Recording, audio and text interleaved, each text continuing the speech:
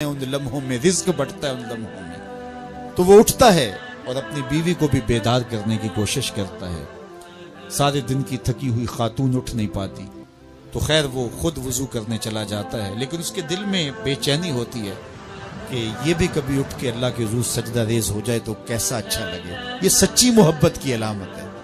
खैर उसे ख्याल आता है और वो पानी का चुल्लू साथ लिए आता है और अपनी बीवी के चेहरे पे छिड़क देता है और खुद मुसल्ला बिछा के नमाज पढ़ने लग जाता है। बीवी उठती है, देखती है मेरा शोहर नमाज में है, उसे भी ख्याल आता है, उठती है जल्दी से, वजू करती है, मुसल्ला बिछा के शोहर के करीब नमाज पढ़ने लग जाती है। एक तरफ शोहर नमाज पढ़ रहा है, एक तरफ बीवी नमाज पढ़ रही है। सहरी के लम्हे हैं, ठंडी ठंडी हवाएं चल रही हैं, अनवार और रहमतों की बरखा बरस रही है। कोई देख नहीं रहा, रिया का शायबा ही नहीं, दरवाजे मुकफ्फल हैं। और कभी सजदे में बीवी है, कभी सजदे में शौहर है, कभी वो कयाम में है और ये रुकू में है, कभी ये रुकू में है वो कादे में है। दोनों सहरी के वक्त अल्लाह के हुजूर सजदा रेज़ है मियाँ बीवी। हदीस पाक में आता है दोनों को देख के रब मुस्करा रहा होता है। अपनी शान के मुताबिक अल्लाह खुश हो रहा होता है कि मेरा बंदा और मेरी दहलीज की बांदी किस तरह मेरे हुजूर सजदा रेज़ हैं। और अगर उनको पता चल जाए ना कि सजदे में कितनी रहमतें उतर रही हैं, वो सजदे से सारी ना उठाएं। 5 गाना नमाज का शियार बना लो जिंदगी में, कभी कज़ा ना होने पाए। और अगर अल्लाह नसीब करे तो सहरी के सजदे भी जिंदगी में शामिल कर लो। देखना जिंदगी किस तरह टेंशन फ्री होती है।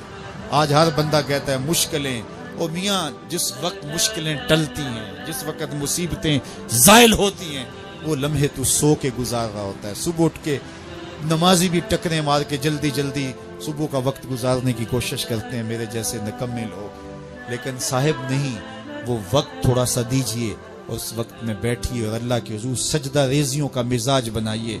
मिराजुन नबी का जो खास तोहफा है वो नमाज है जो हुजूर लेकर आए। और फिर बारगाह कुद्स में जब हुजूर हाजिर हुए, अल्लाह ने अपने महबूब को बहुत कुछ दिया था। 70,000 असरार थे, 70,000 रमूज, 70,000 हिकायात और बहुत कुछ दिया। सब कुछ देने के बाद कहा महबूब ये तो मैंने खुद दिया, अब तू बता मैं तुझे किस चीज से नवाजूं, तेरी अपनी भी कोई चाहत हो। तो महबूब ने जो जवाब दिया वो सुनिए। हम होते न जाने हमें कोई इख्तियार दिया जाए तो क्या मांग ले, कोई दौलत मांगे, कोई सरवत मांगे, कोई शोहरत मांगे, लेकिन जरा देखिए इंतखाब देखिए हुजूर का और फिर आश्चर्य कीजिए हुजूर के इंतखाब पे। कहा कि महबूब आपकी झोली में क्या डाला जाए, क्या दिया जाए। तो महबूब ने क्या कहा, बेनिस्बती इलैका बिलउबूदिया, ऐ अल्लाह सारी जिंदगी मैं ये कहता रहा कि तू मेरा रब है, आज तू भी तो कह दे कि तू मेरा बंदा है। मुझे अब्द कह के पुकार दे। मैंने सजदों में कहा तू मेरा रब है, मैंने कयाम में कहा तू मेरा रब है, मैंने ताइफ के बाजारों में, मक्के की गलियों में कहा तू मेरा रब है, मैं सेने हरम में कहा तू मेरा रब है।